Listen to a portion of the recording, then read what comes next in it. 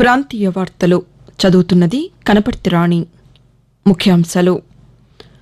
ఆంధ్రప్రదేశ్ ప్రజలకు విస్తృత స్థాయిలో వైద్య సేవలు అందించే పలు కీలక నిర్ణయాలను ముఖ్యమంత్రి ఎన్ చంద్రబాబు నాయుడు ఆమోదించారు.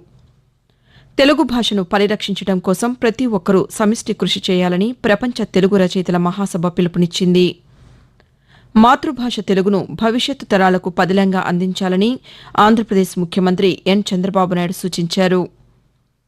తెలంగాణలో సంక్రాంతి నుండి రైతు భరోసా కార్యక్రమం అమలు చేస్తామని వ్యవసాయ శాఖ మంత్రి తుమ్మల నాగేశ్వరరావు ప్రకటించారు. నేటి యువతరానికి పుస్తక పఠనం పట్ల ఆసక్తి కలిగేలా పెద్దలు ప్రోత్సహించాలని తెలంగాణ గవర్నర్ జిష్ణుదేవ్ వర్మ సూచించారు. ప్రధానమంత్రి నరేంద్ర మోదీ తన మనసులోని భావాలను ప్రజలతో పంచుకునే మన్ కీ బాత్ కార్యక్రమం ఈ రోజు ఉదయం 11 గంటలకు ప్రసారమవుతుంది. వార్తల వివరాలు.